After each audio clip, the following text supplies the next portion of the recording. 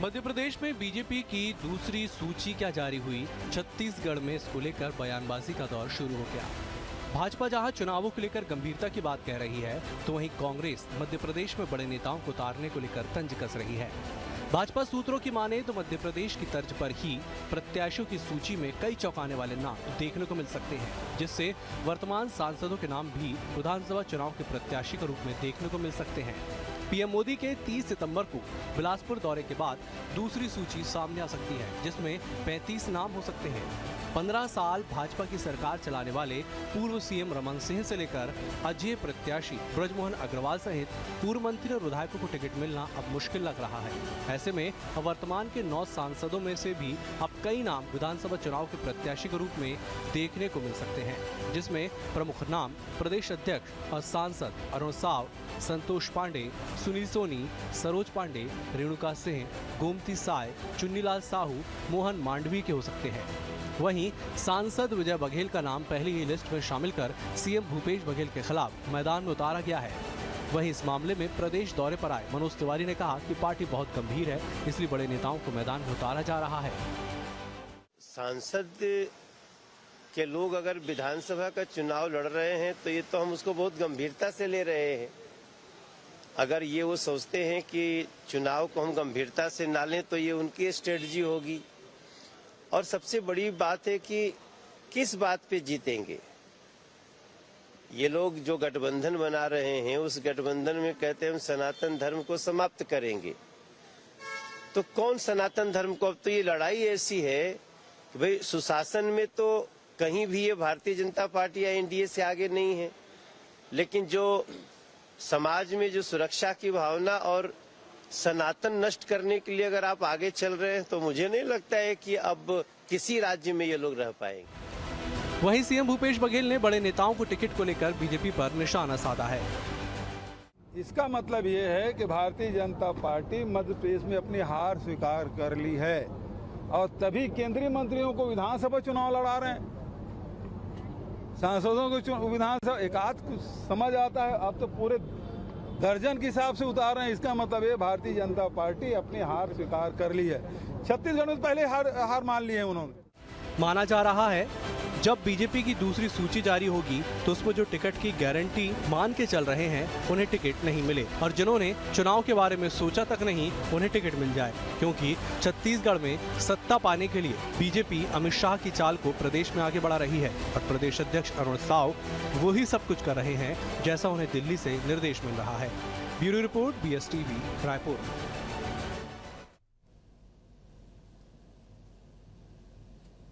नमस्कार, जवाब तो देना होगा में आप सभी का स्वागत है। मैं हूं डॉक्टर अवधेश मिश्रा।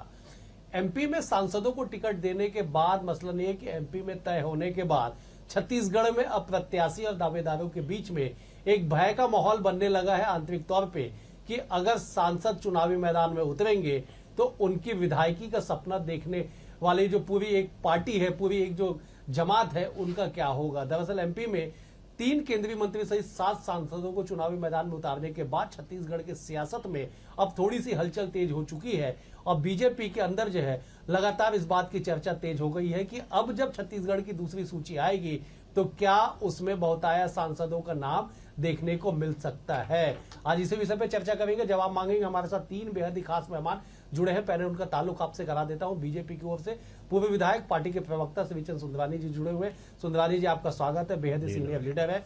कांग्रेस की ओर से अभय नारायण राय जी जुड़े हुए, बिलासपुर संभाग से कद्दावर नेता है, सीनियर नेता है, पार्टी में प्रवक्ता के पद पे है। अभय जी, आपका भी स्वागत है। वरिष्ठ राजनीतिक विश्लेषक और पत्रकार अनिरुद्ध दुबे भी हमारे साथ जुड़े हुए। अनिरुद्ध जी, आपका भी स्वागत है। सुंदरानी जी, मेरा पहला सवाल आपसे ही है कि धड़कने तो तेज हो गई होगी आप लोगों की भी सांसदों का नाम एमपी की सूची में देखने के बाद? नहीं, निश्चित रूप से अवधेश जी, धड़कने तो तेज कांग्रेस पार्टी की हो गई है। मैं अभी माननीय मुख्यमंत्री जी को सुन रहा था, जिस प्रकार से मुख्यमंत्री जी बयान दे रहे हैं कि वो हारने की तैयारी कर ली है। अरे भारतीय जनता पार्टी चुनाव हारने के लिए नहीं लड़ती, भारतीय जनता पार्टी जीतने के लिए लड़ती है और जो जिताऊ कैंडिडेट होता है उसको टिकट देती है। आप सोच लीजिए, केंद्रीय मंत्रियों को 3 केंद्रीय मंत्रियों की सूची में नाम है और 7 सांसदों के नाम है, तो कहीं न कहीं भारतीय जनता पार्टी किसी भी चुनाव को मजबूती के साथ लड़ना चाहती है, गंभीरता के लेकिन साथ। सुंदरानी जी, सवाल तो ये है ना कि संसदीय क्षेत्र व विधायकी के क्षेत्र में आप तो विधायक रहे हुए, जमीन आसमान का फर्क होता है। ऐसे में अगर जो सांसद है पहले से वही विधानसभा चुनाव लड़ेंगे तो फिर नीचे के लोग जो विधायक रहे, आप जैसे लोग विधायक रह चुके हैं, इनकी राजनीतिक का क्या होगा? नहीं, देखिए, राजनीति में अलग अलग समय पे अलग अलग अवसर अलग अलग लोगों को मिलते हैं, और कहीं न कहीं सांसदों को टिकट दे रहे हैं तो सरकार बनाना पहला लक्ष्य है भारतीय जनता पार्टी का, और सरकार बनाने की दिशा में हम आगे बढ़ रहे हैं।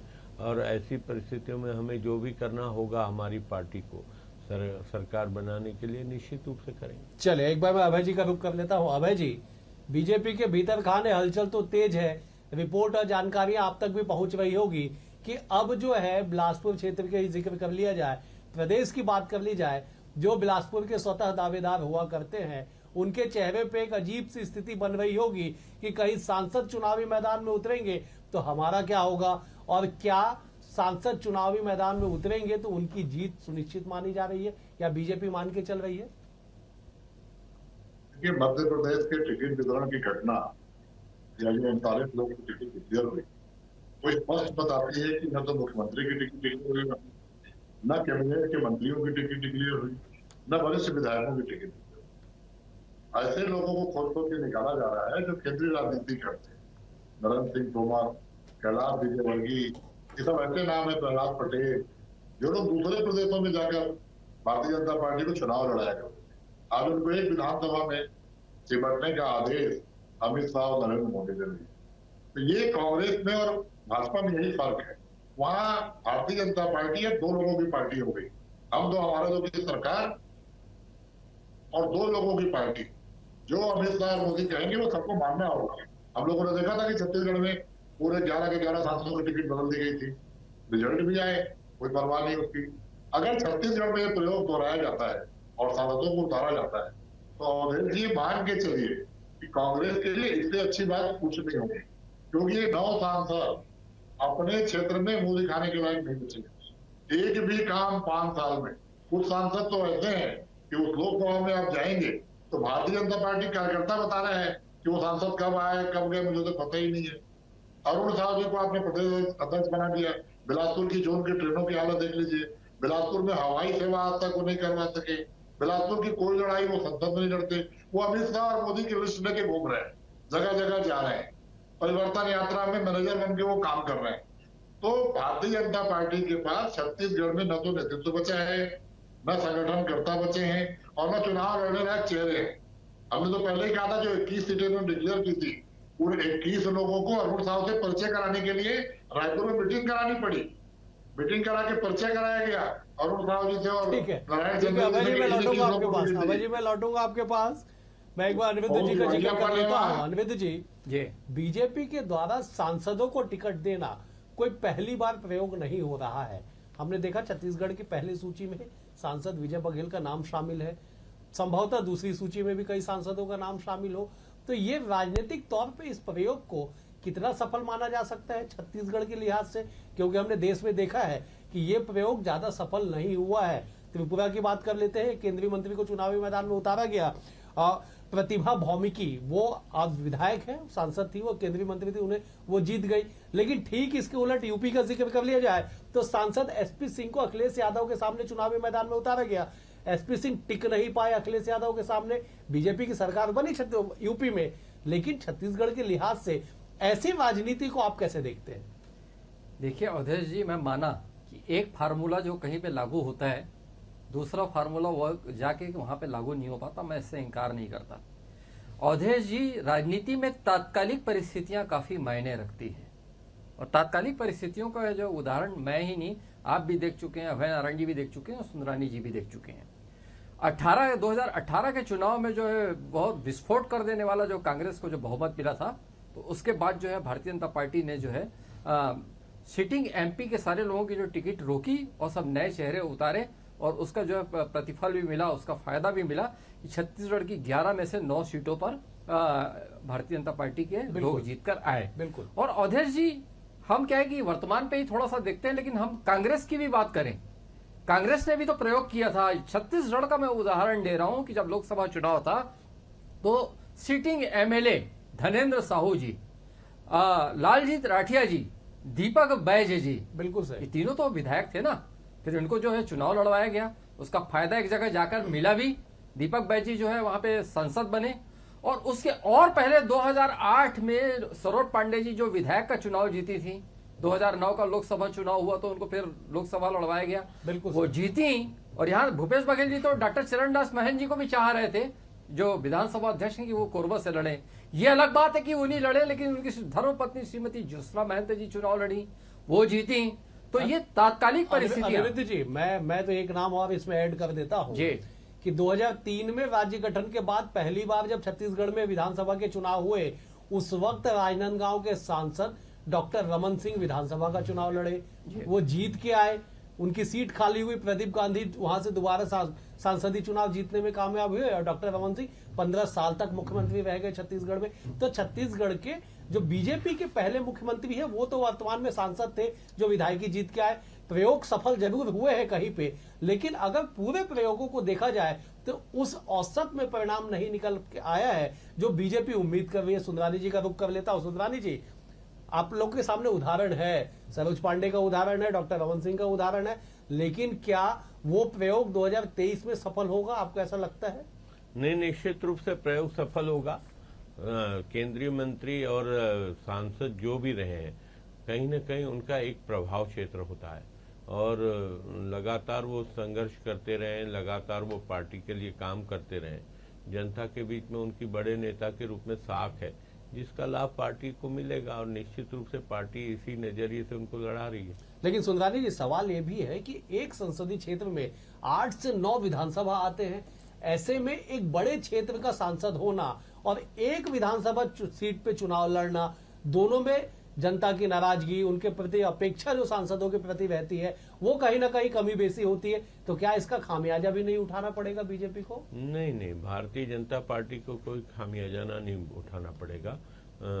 जैसे विजय बघेल जी लड़ रहे हैं पाटन में, निश्चित रूप से भूपेश बघेल जी के चेहरे पे तनाव देखने को मिलता है।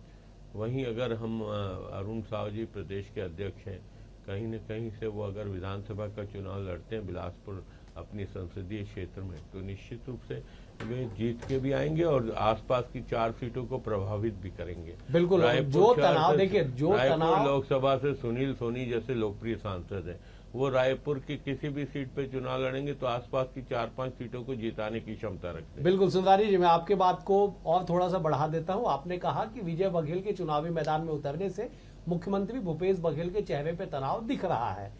राजनीतिक तौर पे आप लोगों की तरफ से मान भी लिया जाए तो लोकसभा बिलासपुर के सांसद अरुण साव बिलासपुर से चुनाव लड़ेंगे तो आपके पूर्व मंत्री अमर अग्रवाल के चेहरे पे भी तनाव दिखेगा। और सांसद सुनील सोनी का जिक्र आपने किया, दक्षिण से चुनाव लड़ेंगे तो आज तक के अजय जो विधायक ब्रिजमोहन अग्रवाल है, उनके चेहरे पे भी तनाव दिखेगा। ये समीकरण कैसे साधेंगे आप लोग? मैं अभय जी का रुख कर लेता हूं, मैं आपके पास लौटूंगा। सुंदरानी जी, अभय जी, आपको क्या लगता है कि कागजों में जितनी आसानी से इस चीजों को माना और समझा जा रहा है, धरातल पे इतना आसान होगा ये बीजेपी के लिए? देखिए, और जैसे कि मैंने कहा ना कि सारा कुछ अमित शाह और नरेंद्र मोदी तय कर रहे हैं। न छत्तीसगढ़ की भौगोलिक स्थिति की बात हो रही है, न छत्तीसगढ़ में भाजपा कार्यकर्ताओं की बात हो रही है। जो मोदी अमित शाह कहेंगे वो मानना पड़ेगा, और उसी तरह से कार्यकर्ताओं को तैयार रहना पड़ेगा, क्योंकि 5 साल में भारतीय जनता पार्टी ने अपने आप को कहीं खड़ा ही नहीं किया। और 2023 का चुनाव तो कांग्रेस विकास पे लड़ेगी। अवधेश जी, हमने जो 5 साल काम किया है और जो 15 साल की नकारा सरकार थी, भ्रष्ट सरकार थी, उनकी बातें और हमारा 5 साल का विकास, आखिर ये सांसद क्या लेके जाएंगे? कोई एक काम बताने की स्थिति में कोई सांसद नहीं रहेगा। मैंने कहा ना कि अरुण साहू जी बिलासपुर लड़े, स्वागत कर रहे हैं यहाँ के लोग। रेलवे जोड़ की ट्रेनें रोज रद्द हो रही हैं, हवाई सेवा आज तक चालू नहीं हुई, बिलासपुर की ऐसी जेलें खड़ाने अडानी को जा रही हैं। अरुण साहू जी का चेहरा कहीं दिखता नहीं, उनको तो पहचान का संकट है, लेकिन सांसद हैं, प्रदेश के अध्यक्ष हैं। अगर पार्टी उनको टिकट देगी तो लड़े। कांग्रेस कहीं इन पूरी घटना से कहीं चिंतित नहीं है। और अभी आपने जैसे अनिरुद्ध दुबे जी ने बताया, आपने भी बताया, ऐसे प्रयोग 2003 से 2018 तक कांग्रेस भी करती रही, विधायकों को टिकट देकर सांसदों को टिकट देकर विधायक। तो आज वो स्थिति भारतीय जनता पार्टी कर रही है।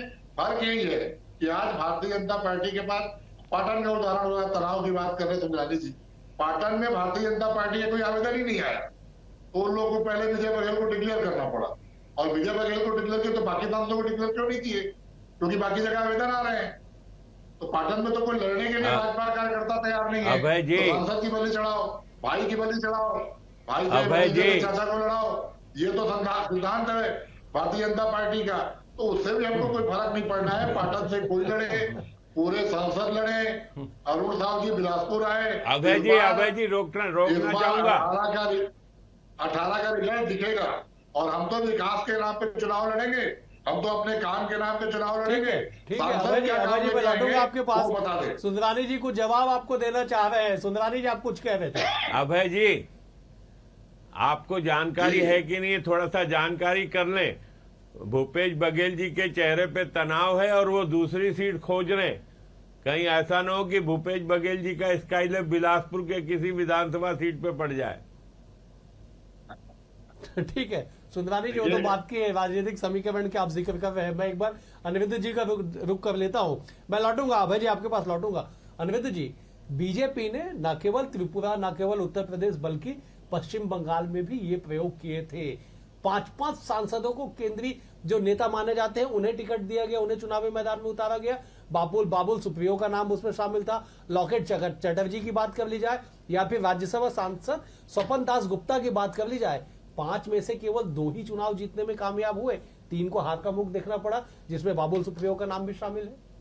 देखिए अवधेश जी, बहुत पहले चुनाव होते थे तो उसमें मैनेजमेंट शब्द का कोई स्थान नहीं होता था।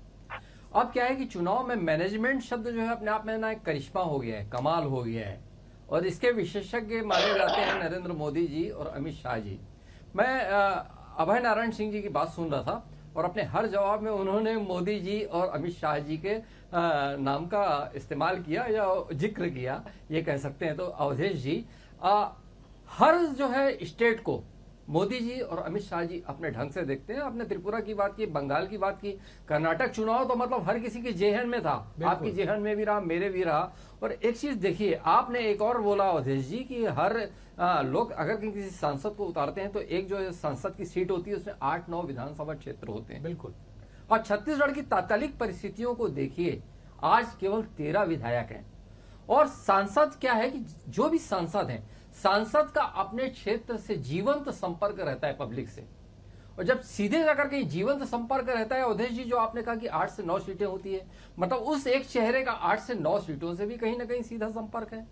और ये बहुत दूरदर्शिता के साथ जो है मध्य प्रदेश में ये जो एक्सपेरिमेंट हुआ, और वही जीवंत संपर्क को लेकर भी जो है भारतीय जनता पार्टी इसी जो है ख्यालात को लेकर जो है छत्तीसगढ़ में भी आगे बढ़ने की तैयारी है, बल्कि शुरुआत हो चुकी है। विजय बघेल जी और रामविचार नेताम जी, बिल्कुल सही कहा कि रामविचार नेताम तो राज्यसभा के सांसद रह चुके हैं, पहले गृह मंत्री छत्तीसगढ़ के रह चुके हैं। उन्हें फिर से चुनावी मैदान में उतारना अपने आप में संकेत है कि बीजेपी सारे समीकरणों पर विचार कर रही है। सुंदरानी जी, आरोप ये लग रहे हैं कि जो अभय नारायण जी कह रहे हैं कि अरुण साव का नाम उन्होंने लिया, कि उन्हें पहचान की संकट है उनके सामने, क्षेत्र के लोग उन्हें अच्छे से जानते नहीं है, तो विधानसभा चुनाव लड़ेंगे तो कैसे जीतेंगे? अब अभय नारायण जी सर्टिफिकेट बांटने का काम कर रहे हैं भाजपा नेताओं को।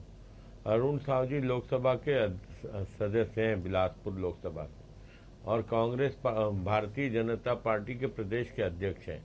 उनके नेतृत्व में पूरी भारतीय जनता पार्टी प्रदेश में काम कर रही है। प्रदेश का बच्चा बच्चा उनको जानता है, और अभय नारायण जी कह रहे हैं कि उनको परिचय का अभाव है, तो बड़े दुर्भाग्य की बात है। अभय नारायण जी बिलासपुर से ही नेता हैं, बड़ा मैं सम्मान करता हूं उनका, बहुत अच्छे प्रवक्ता हैं, बहुत सच के नजदीक बात करते हैं, लेकिन मुझे बड़ा ताज्जुब हो रहा है कि वो अरुण साव जी के बारे में कैसा कह रहे हैं कि वो अपरिचित चेहरा। अभय जी, ये तो सीधे तौर पे कहा जा रहा है कि आप केवल राजनीति की बातें कर रहे हैं।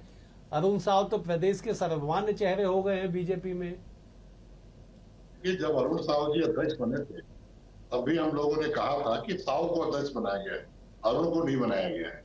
एक जाति को प्राथमिकता देके और उनको प्रदेश भाजपा का अध्यक्ष बनाया गया, ये उस वक्त भी हम लोगों ने कहा था।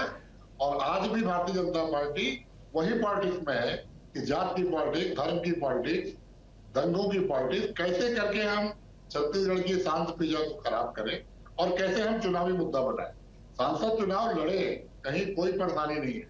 सुंदरानी जी, क्या तो जाति कर धर्म की दिया है। राजनीति आप लोग कर रहे हैं? बाकी- शांत फिजा को खराब करना चाहते बाकी हैं? लोगों को भी आप डिक्लेयर जाति धर्म की बात भूपेश बघेल लेकिन करे, आपका चुनाव धर्म की बात भूपेश बघेल करे, छत्तीसगढ़िया क्यों की गैर छत्तीसगढ़िया की बात भूपेश बघेल करे आदिवासी और आरोप दिवस के आप दिन हम पे आदिवासी लगाएं, ये अध्यक्ष को कहाँ से हटा होगा?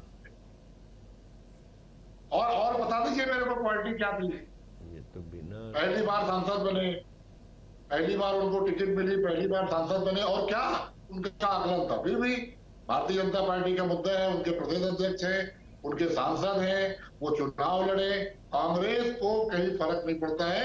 मैंने कहा कि 2023 का चुनाव कांग्रेस अपने विकास के कामों पे लड़ेगी, कांग्रेस किसानों के दम पे लड़ेगी, कांग्रेस मजदूरों के साथ जाएगी, अभय नारायण जी, जिन लोगों के लिए हमने काम किया। अभय नारायण जी, आपको तो खुश होना चाहिए कि आपके क्षेत्र का व्यक्ति प्रदेश अध्यक्ष है हमारा, आपके क्षेत्र का व्यक्ति मुख्यमंत्री का दावेदार है। आपको तो खुश होना चाहिए। बिलासपुर संभाग से आपका व्यक्ति हमारे मुख्यमंत्री पद का दावेदार है।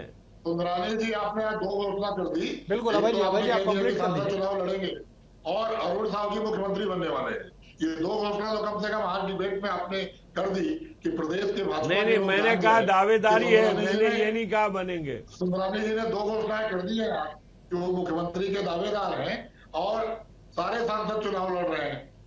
तो ये भी आपने कह दिया, तो क्या स्वागत है, आप करिए। हम तो कह रहे हैं स्वाभाविक दावेदार हैं। आप देखिए, आप किसी को सामने लाइए, आप किसी को सामने मैंने लाइए। कहा था स्वाभाविक दावेदार है। कांग्रेस, अभी राहुल जी आए थे, जन सैलाब उमड़ा था बिलासपुर में। कल खड़गे जी आएंगे, जन सैलाब उमड़ेगा। प्रियंका जी आई थी भिलाई, जन अरे वो भाड़े के लोग थे सब, वो तो आप धोखे लाए हुए लोग थे। छत्तीसगढ़ की जनता को भाड़े के लोग आप कहेंगे सुंदरानी जी, आप तो एक वरिष्ठ प्रवक्ता। तो मैं अब क्या कहूँ, जो लोग आए थे वो हितग्राही थे, उनको लाभ मिला है, जिनको लाभ मिला है वो लोग आए थे। और छत्तीसगढ़ की जनता चलिए अभय जी, समय का थोड़ा अभाव है, इस चर्चा को हमें यहीं पे रोकना पड़ेगा। कुल मिला के ये है कि छत्तीसगढ़ की सियासत में गाड़ियों में भर के लाया था आपने। सुंदरानी जी, अभय जी, समय का थोड़ा सा अभाव है, इस चर्चा को हमें यही समाप्त करना पड़ेगा। कुल मिला के यह है कि एमपी में तय और छत्तीसगढ़ में भय, ये माहौल निश्चित तौर पे बना हुआ है। सांसद के चेहरे में भी एक अजीब सा अब स्थायी भाव दिख रहा है कि आखिरकार क्या वो विधानसभा के दावेदार होंगे, और ठीक उसी विधानसभा के जो दावेदार है विधायकी के लिए, उनके भी चेहरे पे एक प्रश्न चिन्ह है कि क्या उनके साथ क्या होगा। बहरहाल छत्तीसगढ़ में इस बात के लिए इंतजार करना पड़ेगा संभवतः 30 तारीख तक कि दूसरी सूची जब जारी होगी तो उसमें किन किन सांसदों को जगह दिया जाता है, और वो सांसद जब चुनावी मैदान में उतरेंगे तो परिणाम क्या कुछ होता है, क्योंकि छत्तीसगढ़ में सांसदों को चुनाव लड़वा के विधानसभा जितवाने का जो इतिहास है वो पुराना है। बहरहाल इस चर्चा में इतना ही। तीनों मेहमानों का बेहद शुक्रिया। सुंदरानी जी आपका शुक्रिया, अभय जी आपका शुक्रिया, अनिरुद्ध जी आपका भी शुक्रिया। मुझे दीजिए इजाजत, नमस्कार।